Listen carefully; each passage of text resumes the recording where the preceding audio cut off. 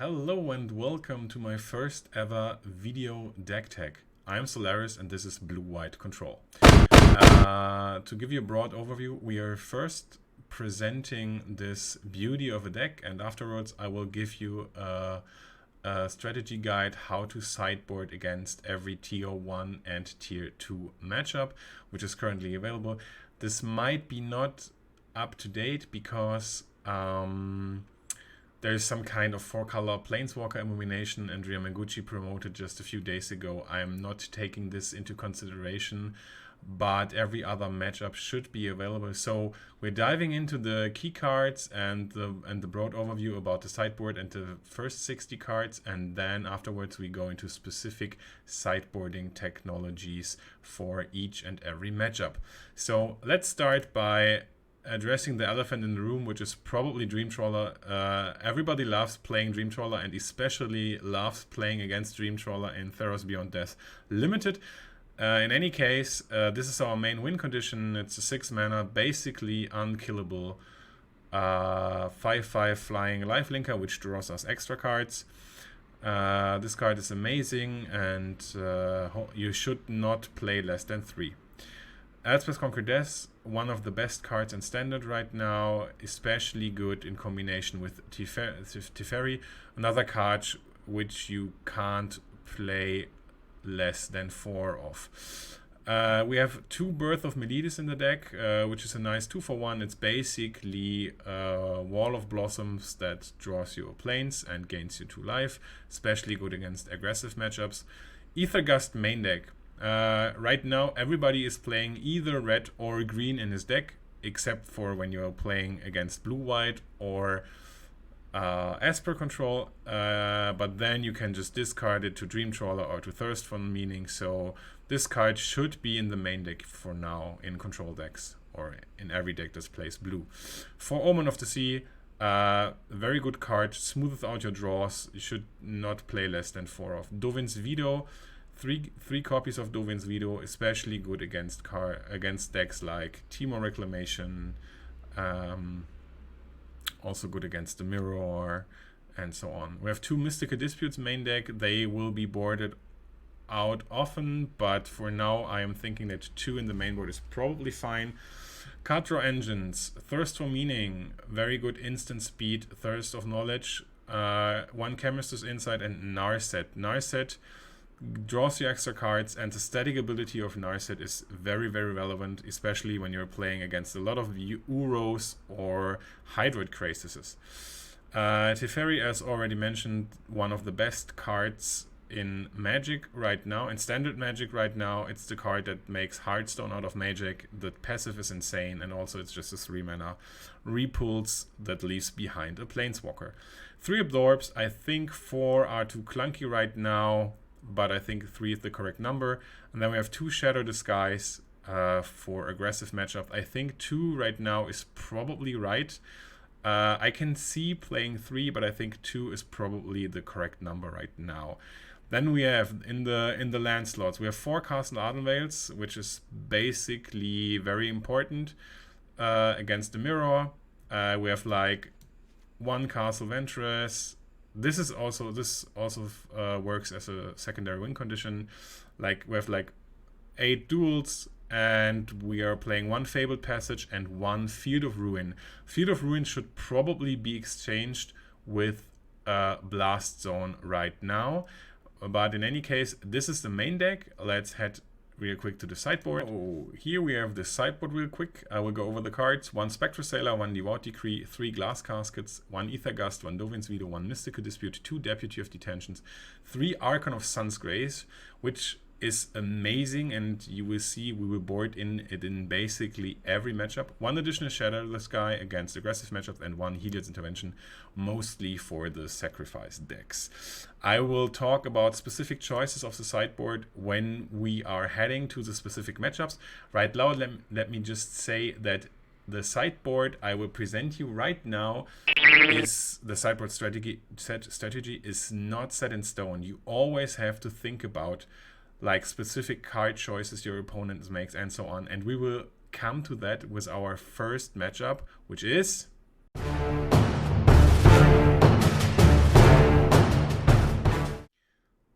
Rakdos Sacrifice. So you will see the general boarding plan right here, but let me just do the thing real quick. Against Rakdos Sacrifice, we board in Devout Decree. We board in 3 of our glass caskets. Then we board in as well 2 deputies, which are amazing in this matchup. We board in all of our Archons, and we board in our intervention. Then we take out basically 2 disputes, which are very bad in this matchup. We board out as well 3 vetoes, because basically they have some hand disruption, but then again only the Oven is relevant, and if they just curve out with creatures and you are stuck with Dovin's veto in your hand, this is pretty bad. Also, Rakdos Sacrifice is a pretty fast deck. We can't rely on our very expensive card draw, so we just cut basically every card draw there is. And then the last thing, as you can see there, I have put in Ether Gusts ? This is why I said the sideboarding strategy is should not be set in stone for you, because there is some different variants of the Rakdos Sacrifice deck. Ether Gust is very good against the kind of Rakdos Sacrifice deck which are playing Robber of the Riches, Dreadhorde Butcher, Kroxa, maybe even Stormfist Crusader, and so on. If you have a lot of red targets, then you probably should board in the 4th Ether Gust. But then, if you play against a nearly mono-black version, which there are some, and your only target is basically Mayhem Devil, then you can also consider boarding out Ether Gust, because most of their cards are actually black. So this depends on the configuration you see and which cards they board in and board out and they have in the main deck. If you don't know this, Ether Gust is a very, very, very dangerous card to put in or to leave out. So that was Rakdos Sacrifice. Let's head to the next one.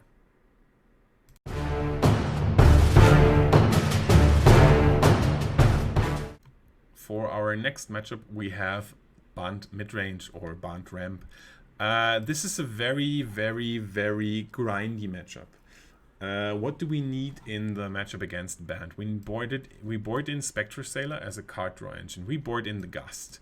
We also board in one Dovin's Veto, because they have the strongest card in this matchup is Elspeth Conquers Death, and we need to make sure that they don't resolve Elspeth Conquers Death. We board in 2 Deputies of Detention, because they will board out their Shadow Disguise, and then Deputy becomes amazing, actually taking care of all the problematic permanents they have. We board in 2 Archons, and then as for boarding out, as this is a grindy matchup, we will board out both Birth of Meletis. We also board out 1 Trawler, because Trawler is pretty slow and they will board in Counter Magic as well.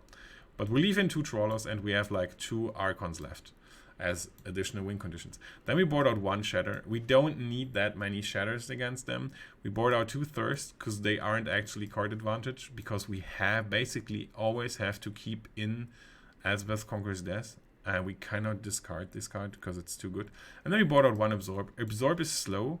Absorb costs 3 mana, and then again, Absorb, if they board in a lot of Mystical Disputes and Absorb gets countered by a 1 mana spell, this is not that great.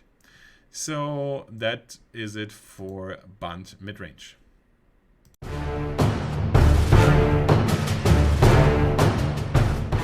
And as an all-time favorite, we have Skyfires.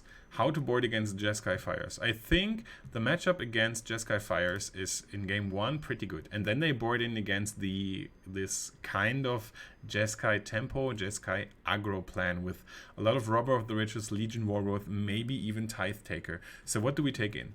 We take in 1 Devout Decree. Why do we take in 1 Devout Decree? Because we have to board against their boarding strategy, and Devout Decree becomes amazing. Even though if they don't board in those aggressive cards, which can be, we can still kill Red Cavalier with it, which makes it even more appealing. So we board in 1 Devout Decree, we board in all of our Archons, which is basically the best card. They cannot overpower Archon.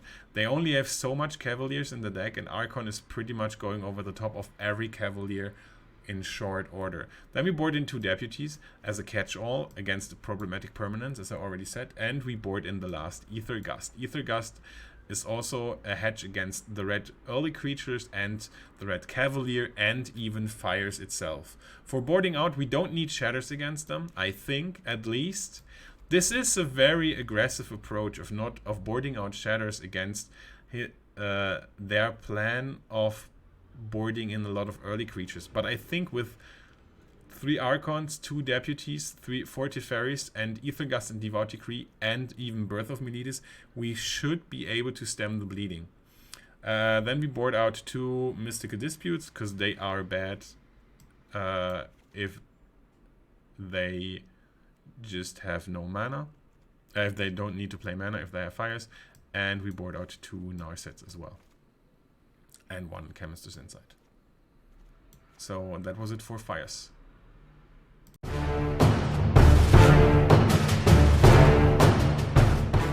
And the new kid on the block is Sultai Midrange. Sultai just won the first ever Magic Fest online weekend championship in the hands of Mark Jacobson or Mark Donaldson, I'm not sure.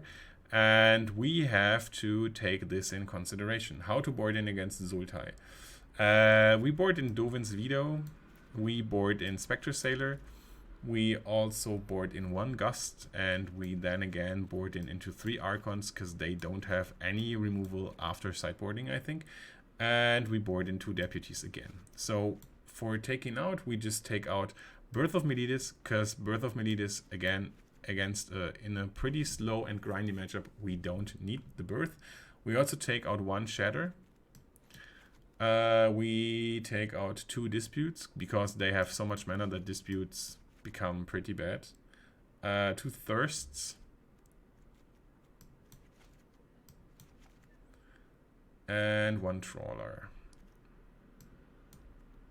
Where is it? There you go. That was Sultai.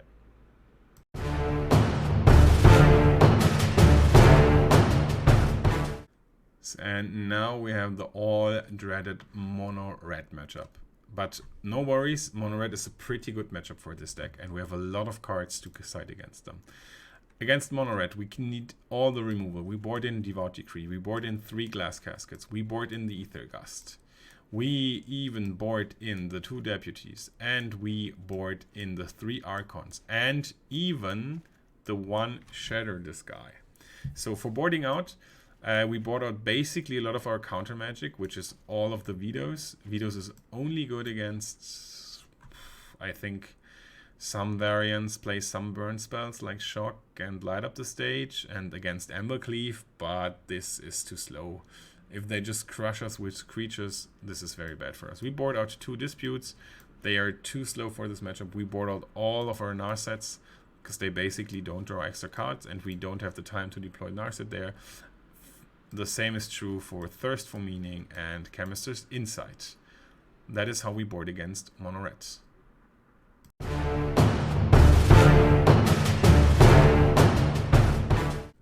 Then there's a deck called Teemo Reclamation. How to board against Teemo Reclamation.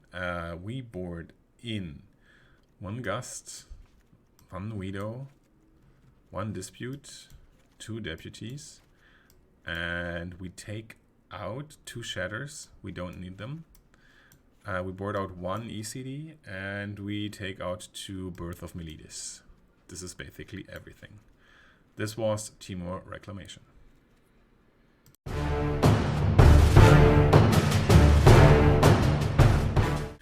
Then there is or was a deck called Teemo Clover, which everybody says that the Clover matchup is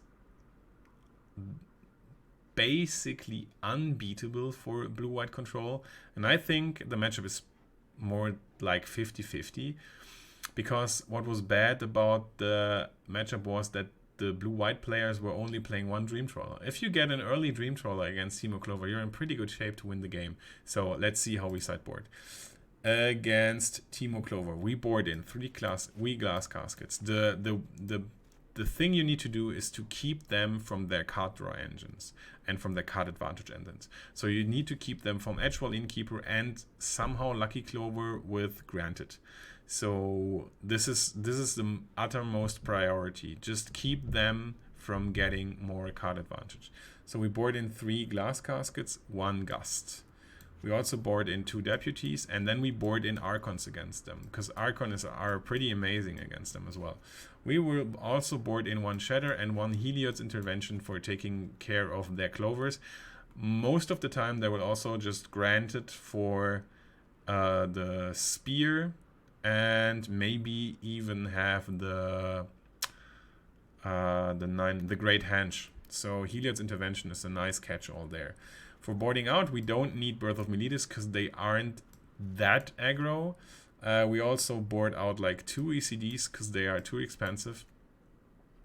We board out 1 Dream Trawler, 1 Teferi, 2 Disputes, because counterspells are not that great against copied spells, 1 Absorb, 1 Veto, and 1 Thirst. And then you should be good to go.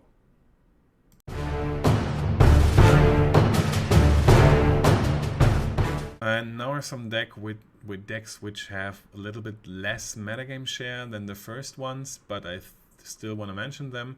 At first, we want to have a look at Jan's Sacrifice. How to board against Jan's Sacrifice. We need to take them off their engine, so we board in a lot of removal.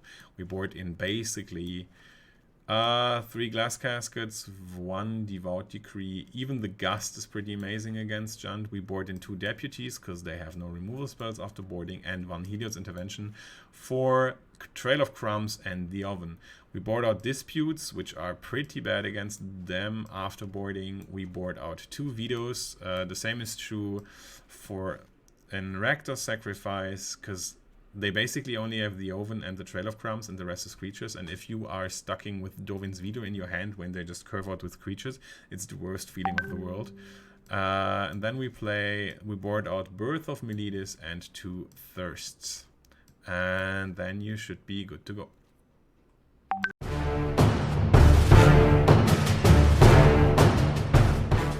And then we have the best of all, the beloved Mirror.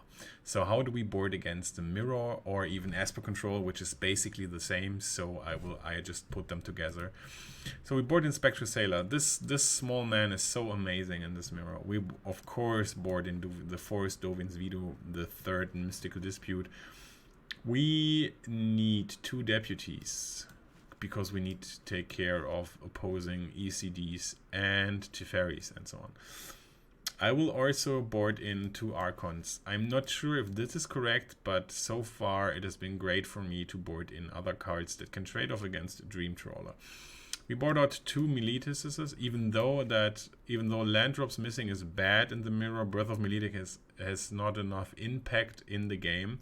We board out, of course, 3 Gusts. Who would have thought? This card is only good to discard to Dream Trawler or to discard to Thirst for meaning. We board out even 1 Trawler. And we also board out 1 Shatter. We leave in 1 Shatter to just have 1 out against opposing Dream Trawlers. But then again, this should be the correct configuration after boarding against Esper or Blue-White.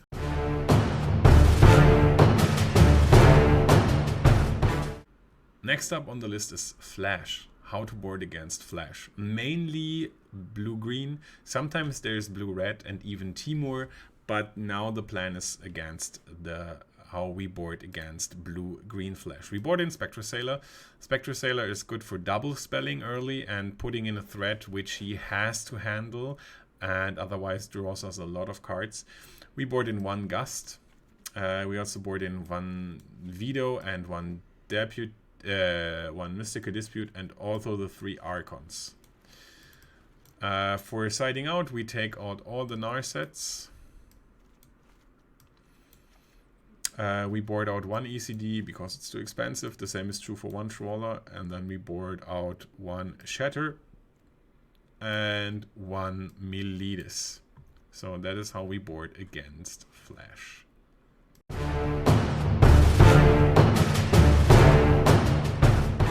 And last but not least, at least for my list, there is blue-green ramp, which had a bit of a resurgence lately. And there's not much to board against this right now. I'm not sure about the boarding plan against blue-green ramp, but if you have to play against them, I would board in 1 dispute, 1 ether gust, 2 deputies, and simply board out 2 birth of Meletis. Also board out 1 shatter and 1 chemisters inside. That should be good to play against them. You should have a favorable matchup against them anyway, so I think not overboarding there is probably a good choice. So that's it. That was my first ever video deck tech. I hope you enjoyed it. I would love to see some comments below about some feedback if you want to see some more of this. I have to mention my Patreon, because if you want to see more of these upcoming deck tags for more decks like maybe even Rector Sacrifice or any other decks I told you how to sideboard against, I would love if you check out my socials below and even my Patreon, because, you know, as a content creator, it's tough these times. There are not a lot of gigs for me, and I hope that I will become a great content creator for Magic the Gathering. And as I already told you, if you like those kind of video deck techs and hope to see more of it, I would love if you come check out my Twitter, my Twitch. I will always stream every weekday. I would also love if you just maybe have some spare dollars to support me on Patreon, which is not currently built correctly. I will update it soon. But in any case, if you can support me, I would love to, and I would love to do more of those kind of deck techs. I hope you had fun. I hope you learned something from this, and hope to see you next time. Bye bye.